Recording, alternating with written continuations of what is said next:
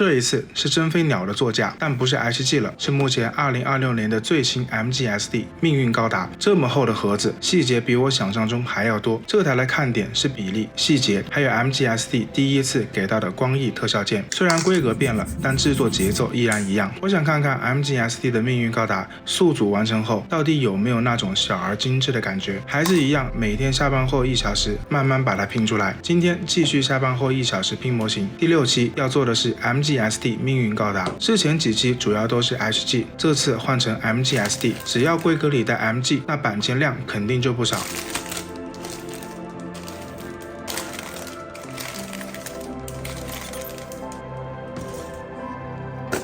板件摊开之后，第一感觉就是复杂，零件数量、分色还有结构感都跟普通 MG 一样。这次其实是我第一次制作 MG-SD 的模型，如果体验很好，趁着目前数量还不多，我会争取 MG-SD 全收集。那就还是照老规矩，先从头部开始。命运高达的泪痕脸，我还是很期待的。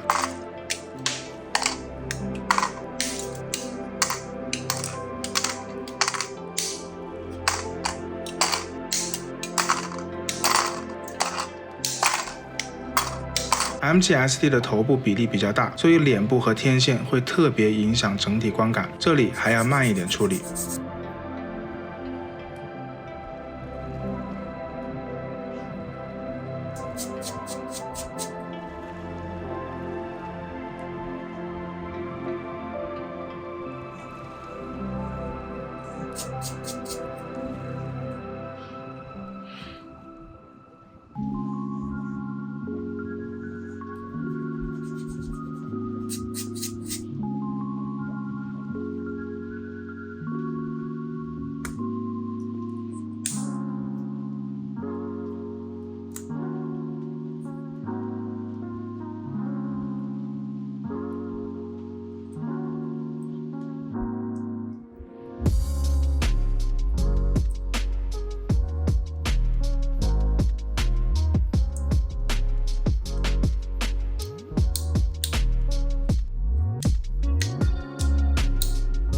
头部完成之后，就能凭借标志性的红色泪痕确定是命运高达。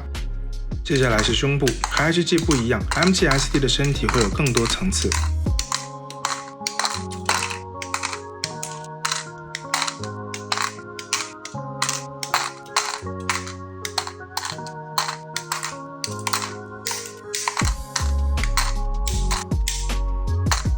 这种一层一层装上去的感觉，拼起来会很有满足感。它不是单纯把外壳合起来，而是慢慢把结构堆出来。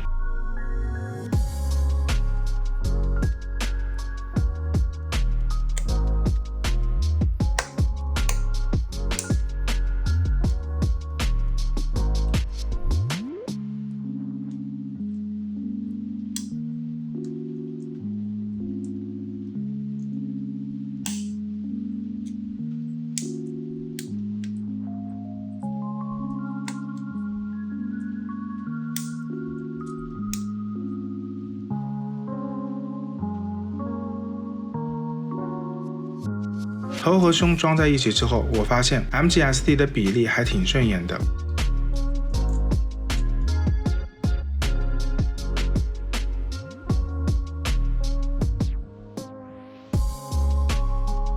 接下来是手臂，左右两边都要做，所以节奏会比较重复。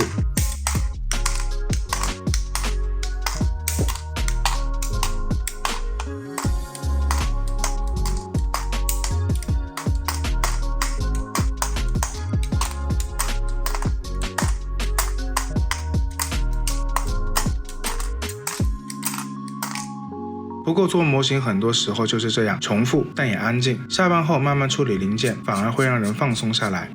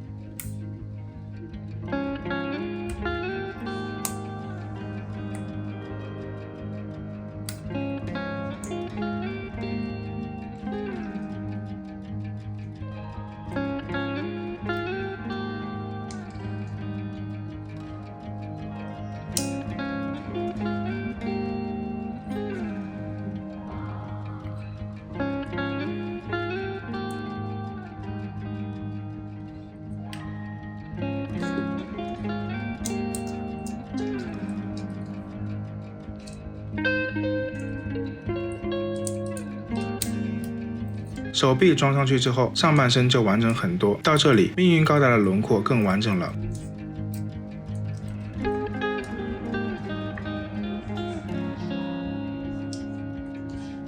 接下来是腿部，到了 MG 规格，零件数量更多了。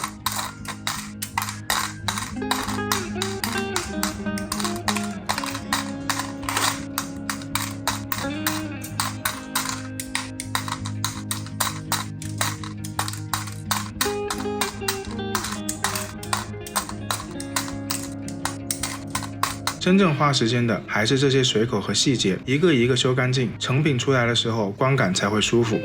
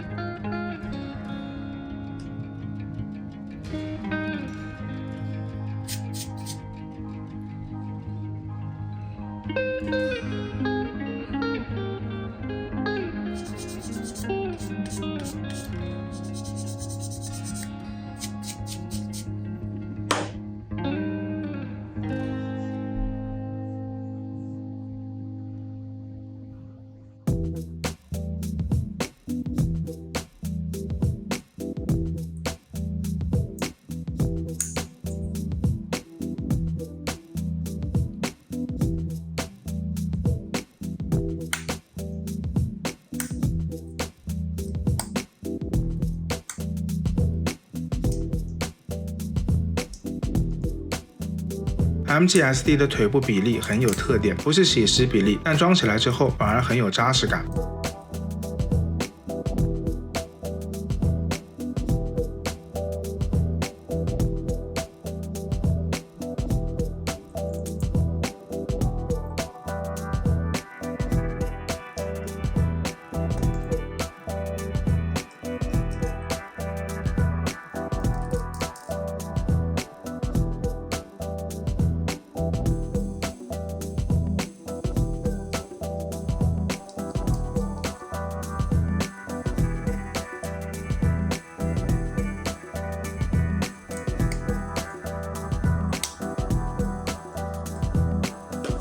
两条腿完成之后，离主体站起来就不远了。每次做到这里，都会有一点快完成一半了的感觉。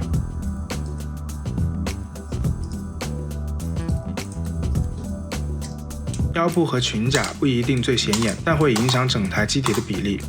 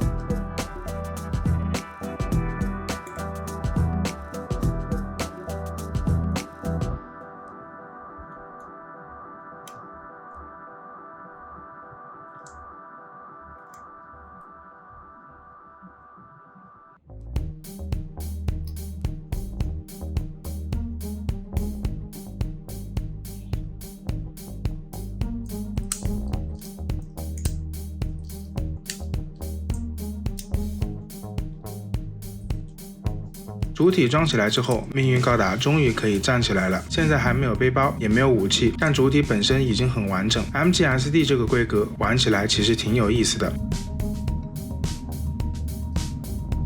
接下来是这台命运高达最重要的部分——翅膀背包。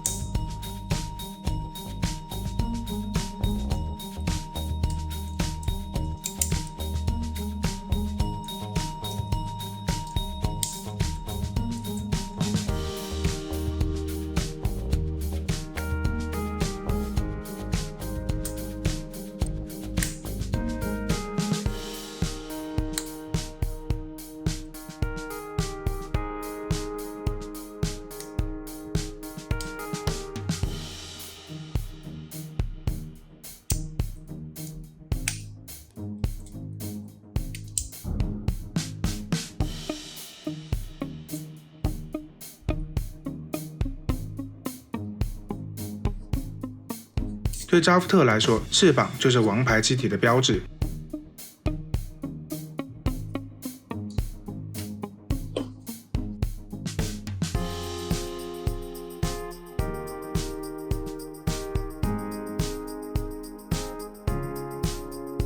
翅膀展开的瞬间，命运高达基本轮廓就出来了。最后是武器和配件，命运高达的武装极具辨识度，所以这一段不能太快带过。